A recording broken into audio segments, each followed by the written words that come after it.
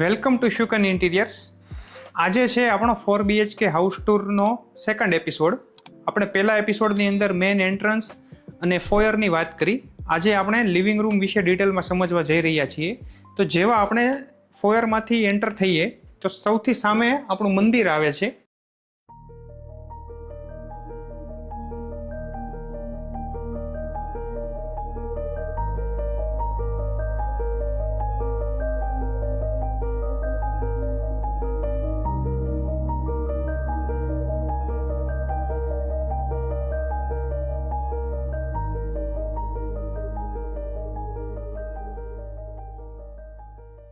મંદિરની આપણે મટીરિયલ્સની વાત કરીએ તો પ્લાયવુડ અને સનમાઇકાની અંદર આપણે આખું મંદિર બનાવેલું છે. જેમાં પાછળની વોલ પર MDFની અંદર CNC વર્ક કરાવીને ડીકો ફિનિશ લીધું છે.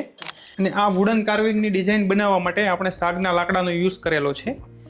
અને નીચેની આપણે વાત કરીએ તો આ આપણે એક ટ્રે આપેલી છે અને નીચે 4 ડ્રોવર આપેલા છે, જેમાં મંદિરની આપણે બધી વસ્તુઓ મૂકી શકીએ છીએ. અને મંદિરને એક કમ્પ્લીટ લુક આપવા માટે આપણે ડિજિટલ પ્રિન્ટની અંદર રોલર કર્ટેન્સ આપેલો છે.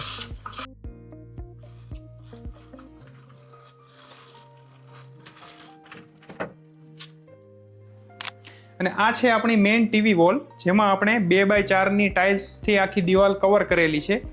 અને ટાઇલ્સની ડિઝાઇનને વધારે એટ્રેક્ટિવ બનાવવા માટે આપણે બંને સાઈડ બ્લેક BPG ગ્લાસની પટ્ટી આપેલી છે. નીચેના ભાગમાં આપણે વાત કરીએ તો પ્લાયનું આખું બોક્સ બનાવીને એમાં આપણે ડ્રોવર્સ આપેલા છે. આપણે આખી ટીવી વોલની ડિઝાઇનને એલિવેટ કરવા માટે આપણે બંને સાઈડથી ઇનડાયરેક્ટ લાઇટિંગ આપેલી છે અને વચ્ચે વચ્ચે શો પીસની ડિઝાઇન સેટ કરેલી છે. જેવા આપણે ટીવી યુનિટ તરફથી આ વોલ તરફ જઈએ તો આપણે પહેલા એપિસોડમાં જોયું તેમ લિવિંગ એરિયામાંથી સીધો બેડરૂમની અંદર જવાનો ડોર આવે છે. તો જેને આપણે હિડન કોન્સેપ્ટની અંદર સેટ કરેલો છે, જે ડાયરેક્ટ જોવામાં નજરમાં ના આવે. અને બાકીની આખી વોલ પર આપણે પ્લાયનું પેનલિંગ આપેલું છે. આગળ આપણે વાત કરીએ તો આપણે વોલપેપર આપેલું છે અને સાથે MSની અંદર આખો સેક્શન બનાવેલો છે, જેમાં આપણે શો પીસ, આર્ટ પીસ વગેરે આપણે મૂકી શકીએ. અને એને દરેક શેલ્ફની નીચે આપણે પ્રોફાઇલ લાઇટ એડ કરેલી છે. લિવિંગ રૂમને એક એસ્થેટિક લુક આપવા માટે આપણે લાઇટ ગ્રીન શેડની અંદર સોફા રેડી કર્યા છે, જેમાં નીચેની સાઈડ આપણે લેધરની ડિઝાઇન આપેલી છે.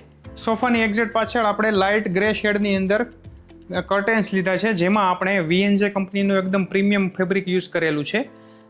પડદાની અંદર આપણે શિયર અને ઓપેક બંને પડદા સેટ કરેલા છે.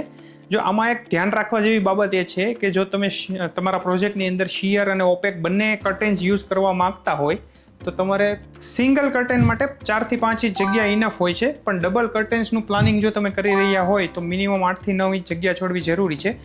આમાં આપણે પ્લાયનું પેલમેન્ટ બનાવવાની જગ્યાએ સીલિંગની અંદર ડાયરેક્ટ આપણે કટ આપેલું છે અને ત્યાંથી આપણે ઉપરથી નીચે સુધીના ફૂલ કર્ટેન્સ આપેલા છે. પ્લાયનું પેનલિંગ આપણે વિન્ડો સુધી લઈએ તો એનાથી વિન્ડોની સાઇઝ થોડી બ્લોક થાય છે અને દેખાવમાં પણ એટલું બધું એટ્રેક્ટિવ લાગતું નથી. જેના માટે આપણે પ્લાયનું પેનલિંગ હટાવીને સીલિંગની અંદર આપણે કટ આપેલું છે, જેથી ઇન્ફિનિટી કર્ટેન્સ એડ કરેલા છે. લિવિંગ રૂમની અંદર શેન્ડિલિયર અથવા તો હેંગિંગ લાઇટ આજકાલ બહુ કોમન થઈ ગઈ છે, જે આપણે ઓલમોસ્ટ બધા જ પ્રોજેક્ટની અંદર આપણે જોવા મળતી હોય છે.